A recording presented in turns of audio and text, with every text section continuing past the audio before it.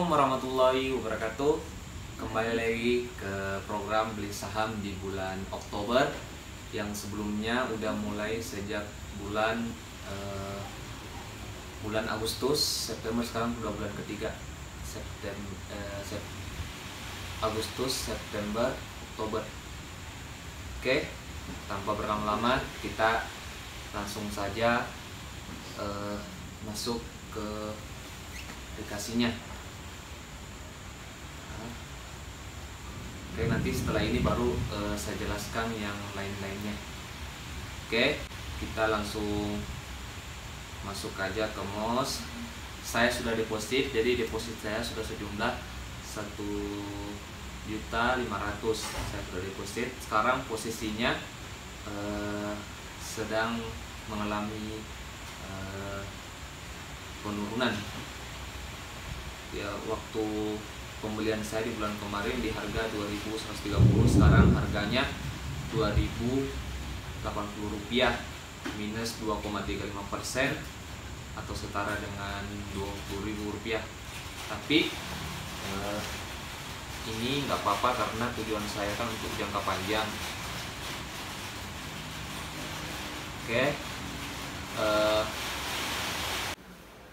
Oke teman-teman, kita lanjutkan karena tadi kondisinya di sana kan outdoor, jadi kedengaran sekali hujannya. Sekarang kondisinya sedang hujan. Kita lanjutkan pembelian sahamnya, setelah itu baru kita ngobrol-ngobrol lagi ya.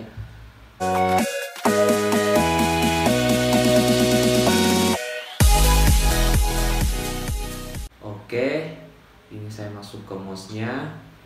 Terus kondisinya sekarang seperti ini, 2080. Oke, kita langsung melakukan pembelian aja, setelah itu baru kita ngobrol lagi. Oke, kita pencet buy, terus kita klik berapa nominal lot yang akan kita beli. Coba kita masukkan 3, 624, 624. Kita beli aja 3 lot ya, 3 lot, 2080, beli 3 lot. Oke, sudah pencet, kita langsung saja klik buy. Bismillahirrahmanirrahim. Berkah. Oke, ini kondisinya seperti ini. Di sini ada tipenya, tipe pembelian kita buy, stok itu kodenya BRIS, price 2080, QTY 3 lot, jumlahnya, harganya 624, 3 lot. Oke, kita klik oke. Bismillahirrahmanirrahim.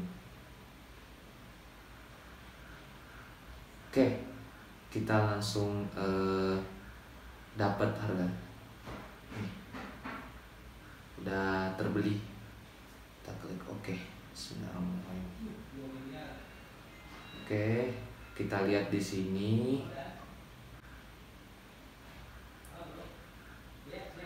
sudah terbeli. Kalau mau lihat lagi kan di sini banyak pilihannya, pilih order list. Order list di sini udah down, artinya udah terbeli. Terus sekarang dia harganya di 90.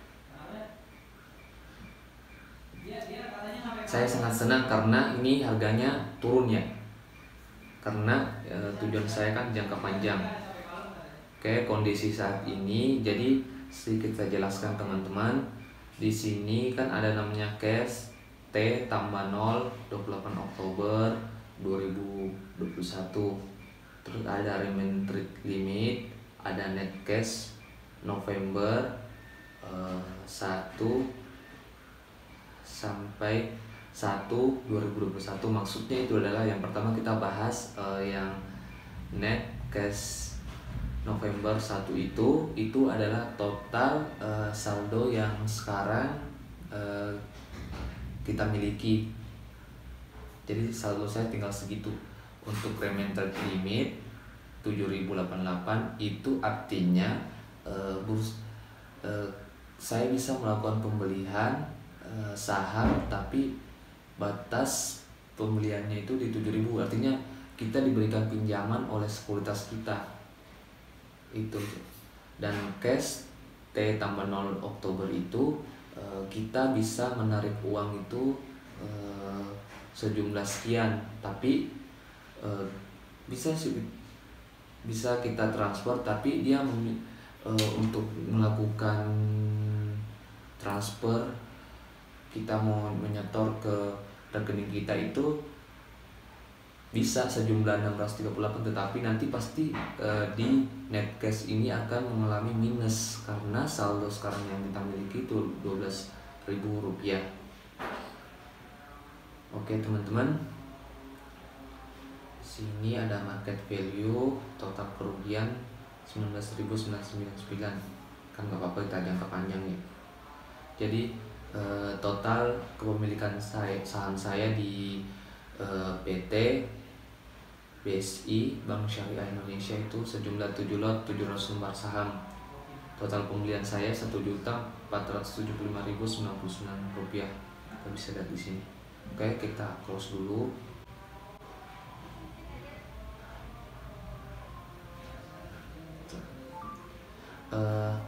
Itulah tadi cara melakukan pembelian investasi saham di program YouTube saya. Pembelian saham di bulan ke-3 dimulai dari bulan Agustus, September, Oktober. Jadi total kan saya kemarin sudah berjanji akan konsisten dalam setiap bulan saya akan melakukan deposit sejumlah 500.000. Jadi sekarang totalnya sudah 1.500.000. Begini juga saya juga mau sharing bahwa teman-teman saya banyak menanyakan caranya gimana melakukan pembelian saham. Jadi sebelum kita melakukan namanya pembelian saham, kita wajib untuk membuka namanya sekuritas. Sekuritas itu adalah perantara untuk kayak semacam penghubung agar kita bisa membeli perusahaan tersebut, perusahaan A atau B atau C. Jadi saya sebutkan saja sekuritas perantara terbaik di Indonesia itu adalah ada namanya Meri Asset, ada namanya Indo Premier, ada namanya Mandiri Sekuritas yang saya pakai, ada Ajaib dan lain sebagainya. Sekuritas atau perantara yang sedang saya pakai ini yang namanya Mandiri Sekuritas. Jadi sebetulnya keunggulannya atau kekurangannya itu sebetulnya tergantung dari teman-teman saja. Kalau saya sih pakai Mandiri Sekuritas, biasanya kan orang juga untuk memakai perantara itu tergantung dari fee-nya juga, maksudnya pajaknya. Jadi kalau kita melakukan investasi saham itu kenanya PPh final. PPh final itu adalah PPh yang langsung dikenakan ketika kita melakukan transaksi, jadi langsung kena, dia langsung kepotong di situ. Jadi untuk pajak perantara Mandiri Sekuritas itu apabila kita melakukan namanya pembelian itu kena pajaknya 0,18%, sedangkan fee untuk menjual 0,28%. Jadi contohnya seperti teman-teman, kita langsung praktek ya teman-teman, sambil bisa screen recorder juga. Oke, kita buka kalkulator. Contohnya teman-teman melakukan pembelian saham total hari ini semuanya 1 juta. 1 juta dikali, teman-teman kan melakukan pembelian dikali 0,18% sama dengan berarti total pajak teman-teman akan dikenakan sejumlah 1.800. Tapi salah satu kekurangan Mandiri Sekuritas ini, dia apabila kan pajak beli kita kan 1.800, dia akan membulatkan menjadi 5.000. Itu teman-teman salah satu kekurangannya. Jadi mau tidak mau teman-teman sebetulnya harus mengeluarkan hanya 1.800, tapi karena kebijakan dari Mandiri Sekuritas itu minimal uang yang kita keluarkan untuk membayar pajak itu Rp5.000. Jadi gitu teman-teman. Sedangkan begitu juga sebaliknya, kalau kita melakukan yang namanya penjualan saham, tinggal dikali kan tadi kalau beli 0,18%, kalau jual 0,28%, agak mengalami beda ya, agak mahal kalau ketika kita melakukan penjualan. Jadi seperti itu teman-teman. Jadi di sini saya mengajak ke teman-teman kelas 10 ini bahwa apabila teman-teman ingin melakukan namanya investasi, pesan saya gunakan uang dingin. Artinya ketika teman-teman mengalami ketika teman-teman kehilangan uang tersebut, teman-teman bisa melakukan aktivitas keseharian teman-teman, seperti ketika teman-teman melakukan pembelian saham, hilang tuh yang 1 juta, tetapi teman-teman bisa yang namanya makan, minum, memenuhi kebutuhan teman. Jadi teman-teman, itulah namanya uang dingin, uang yang tidak kira-kira kalau teman-teman mengalami kehilangan uang tersebut, teman-teman tidak terganggu aktivitasnya. Jadi seperti itu uang dingin. Jadi kita sisihkan semua kebutuhan kita dalam waktu tertentu, baru sisanya kita lakukan namanya investasi. Dan kan investasi itu kita menanamkan modal kita dan mengharapkan modal kita mengalami pertumbuhan. Tentunya untuk melakukan investasi tidak hanya saham, bisa juga properti, bisa juga instrumen investasi lainnya kan. Tapi kalau teman-teman ingin melakukan investasi properti kan tentunya itu kita harus mempunyai modal yang cukup tinggi, sementara saham kan tidak. Pokoknya secukupnya aja semuanya, harga sahamnya sekitar 200, berarti sekitar 200 aja, dan kita bisa menabung juga kalau saham. Terus kalau metode pembelian saya ini mencicil teman-teman, jadi setiap bulan melakukan pembelian saham sejumlah uang saya 500.000 tiap bulan. Saya akan berusaha untuk konsisten dalam 1 tahun sampai 5 tahun, semoga mengalami pertumbuhan. Dan juga saya ingin mengingatkan bahwa kemarin target saya kan dalam 1 bulan minimal meraih keuntungan 2%, sementara sampai dengan sekarang belum mengalami pertumbuhan semacam itu. Tapi ini kan saya mengharapkan uang saya mengalami pertumbuhan. Harapan saya semoga kedepannya bisa tetap mengalami pertumbuhan ketika sudah deposito saya sudah lumayan banyak. Jadi saya lanjut ke itu dulu yang mengenai mandiri sekuritas. Jadi mandiri sekuritas itu kita minimal sebetulnya di situ disarankan deposito itu 10 juta. Tapi teman-teman sebetulnya untuk deposito ke mandiri sekuritas itu bisa 100.000, tetapi kan 100.000 itu terbatas untuk kita melakukan namanya pembelian saham. Tetapi kalau teman-teman memang mempunyai screening atau pintar mencari saham yang memiliki potensi akan mengalami pertumbuhan, ya silakan saja. Tapi kalau teman-teman yang nggak pusing, ya silakan deposit 1 juta atau 2 juta, 3 juta. Silakan membeli saham yang produknya teman-teman gunakan, seperti contohnya Telkomsel itu kan perusahaan terbuka juga, jadi teman-teman bisa memiliki saham tersebut. Oke, terima kasih. Sebelumnya saya juga kemarin sempat ke bank kan salah satu alasan saya membeli bank syariah ini juga kan sebetulnya salah satu alasannya ini juga agak spekulasi ya. Bank Syariah Indonesia termasuk bank terbesar di Indonesia, dan termasuk juga masuk di lima besar bank syariah terbesar di dunia. Jadi dan penduduk Indonesia itu memiliki penduduk muslim terbesar di dunia. Jadi harapan saya sih, masa sih bank syariah ini yang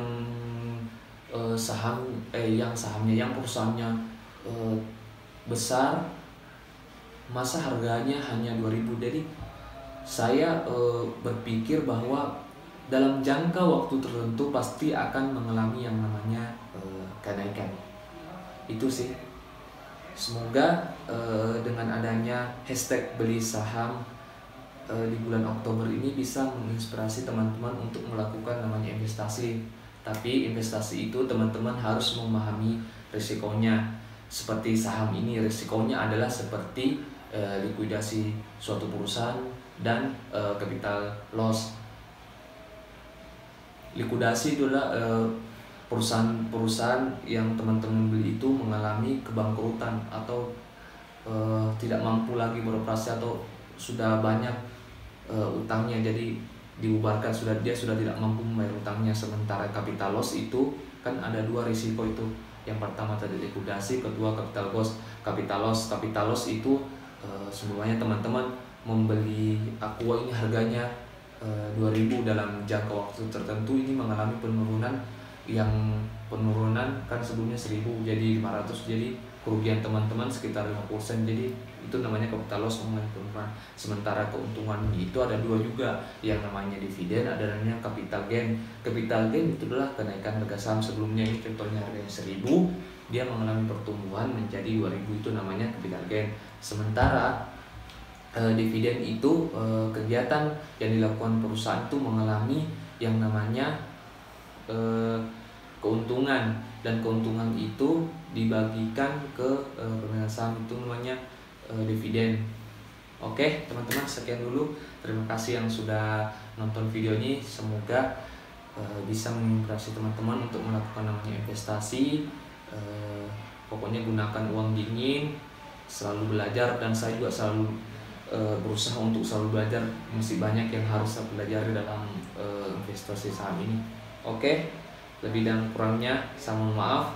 Kalau teman-teman ingin menanyakan bagaimana cara investasi, saya bisa follow di bawah ini, atau bisa follow IG saya @ariswandi. Di situ nanti silakan DM, nanti saya berusaha untuk menjawab pertanyaan tersebut. Oke, wassalamualaikum warahmatullahi wabarakatuh.